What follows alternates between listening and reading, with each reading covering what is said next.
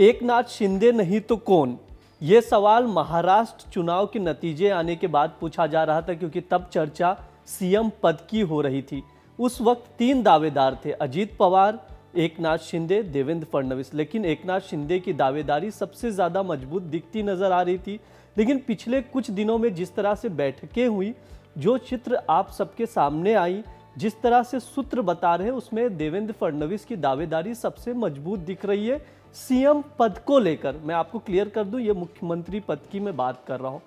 इसके बाद सवाल उठता है कि डिप्टी सीएम कौन बनेगा। 2 डिप्टी सीएम बनाने की बात की जा रही है। एक डिप्टी सीएम तो अजीत पवार बनेंगे, लगभग मुहर लग चुकी है।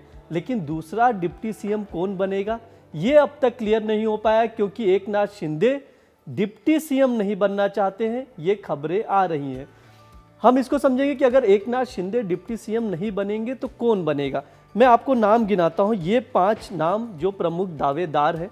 सबसे पहला नाम जो है श्रीकांत शिंदे, जो कि एकनाथ शिंदे के बेटे हैं। उनकी बात चल रही है कि अगर एकनाथ शिंदे डिप्टी सीएम नहीं बनना चाहेंगे तो श्रीकांत शिंदे को वो डिप्टी सीएम बनाना चाहते हैं। इसके अलावा और भी नाम है, जैसे दादा भूसे, उदय सामंत, गुलाब राव पाटिल, दीपक केसकर, भरत गोगवले। ये नाम ऐसे हैं जो शिवसेना की ओर से डिप्टी सीएम पद की दावेदारी कर रहे हैं। अगर श्रीकांत शिंदे जो एकनाथ शिंदे के बेटे हैं, अगर एकनाथ शिंदे नहीं बनते डिप्टी सीएम तो श्रीकांत शिंदे की दावेदारी बहुत मजबूत है। अगर वो भी नहीं बनते हैं तो इन 5 नामों पर विचार किया जा रहा है। जहां तक बात है मंत्रियों के पद की, वहां पर भी जो नज़र आ रहा है, अब तक जो क्लैरिटी मिली है उसके मुताबिक मंत्री पद तो एकनाथ शिंदे को भी दिया जा सकता है केंद्र में।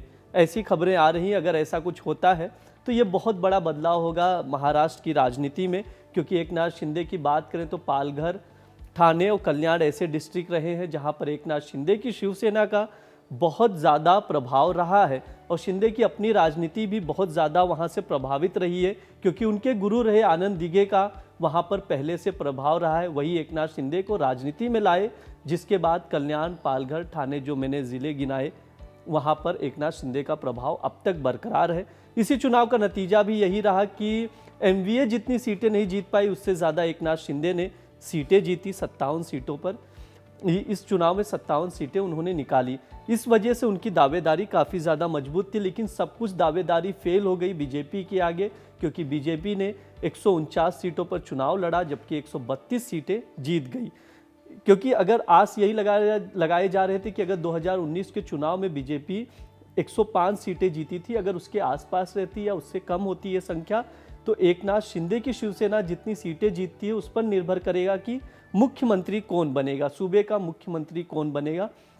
लेकिन बाजी बीजेपी ने जीती, इसलिए सीएम तो बीजेपी की ओर से ही बनेगा। डिप्टी सीएम के 2 पद होंगे। एक पद अजीत पवार को मिलता हुआ दिख रहा है, दूसरे पद पे सस्पेंस बना हुआ है डिप्टी सीएम के, क्योंकि शिवसेना की ओर से किसी कैंडिडेट को बनाया जा सकता है। सूत्र बता रहे एकनाथ शिंदे डिप्टी सीएम नहीं बनना चाहते। ये अब तक का अपडेट है। इसी तरह के वीडियोस देखने के लिए जुड़े रहिए दैनिक जागरण के साथ। शुक्रिया।